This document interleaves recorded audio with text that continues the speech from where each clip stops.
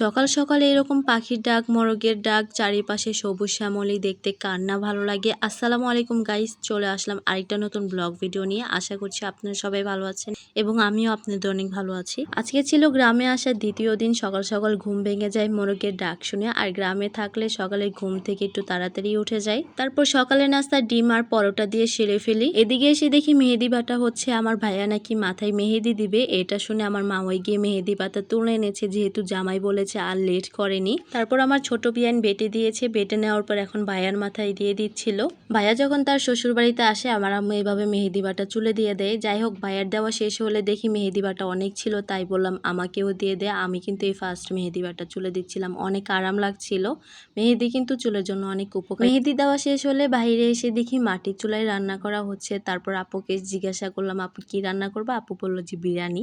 এটা শুনে তো মহা খুশি, কারণ এত বিরিয়ানি খাই তারপর বিরিয়ানির উপর থেকে মন ওঠে না। বিরিয়ানির জন্য মাংসগুলো কষিয়ে নিচ্ছিল। তারপর আমরা সবাই ঘরে গান ছেড়ে নাচানাচি করছিলাম। এখানে ভাইয়াকে দেখে তো আমরা হাসাহাসি করছিলাম সবাই মিলে।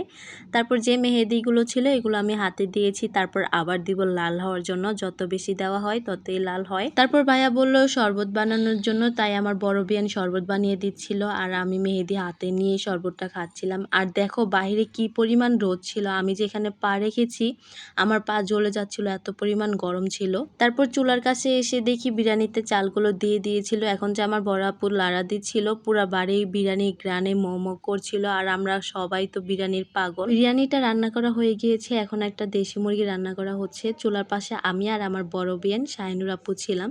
তো এই কষা মাংস চুরি করে খেতে গিয়ে আমাদের দুইজনের জিবলাই পুড়ে ফেলছি। যাই হোক, দেখতে কিন্তু অনেক সুন্দর লাগছিল।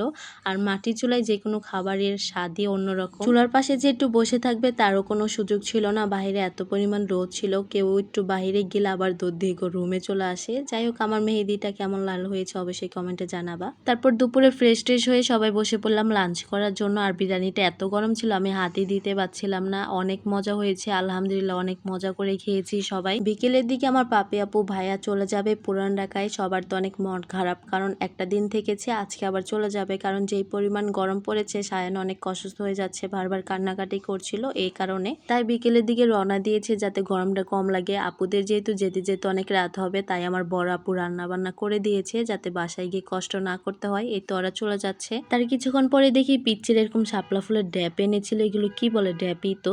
তো এগুলো দেখে তো অনেক ভালো লাগছিল, কারণ ছোট থাকতে এগুলো অনেক খেয়েছি, এখন তো পাইও না, খেতেও পারি না। তারপর পাওয়ার সাথে সাথেই তো খাওয়া শুরু করে দেই, সবাই খেয়েছিলাম আমরা। অনেকদিন পরে এই ড্যাপ খাচ্ছি, আমার তো অনেক ভালো লাগছিল। আপনাদের কার কার এই ড্যাপ পছন্দ অবশ্যই আমার কমেন্টে জানিও। তারপর গ্রাম অঞ্চলে যে মাথায় করে হরেক মালগুলো নিয়ে ঘুরে বেড়াই, এগুলো দেখতে পেলাম। তারপর ডাক দিয়ে কিছু টুকটাক জিনিস নিয়েছি। আমার কিন্তু বসে বসে এগুলো দেখতে অনেক ভালো লাগে। যাই হোক, দেখতে দেখতে আজকে সারাদিন কিভাবে কেটে গেল বুঝতেই পারলাম না। সন্ধ্যার সময় পেঁয়াজু, আলুর চপ, কাঁঠাল সবাই বসে খাচ্ছিলাম। আজকের ভিডিওটা এই পর্যন্তই। টাটা, বাই বাই, আল্লাহ হাফেজ।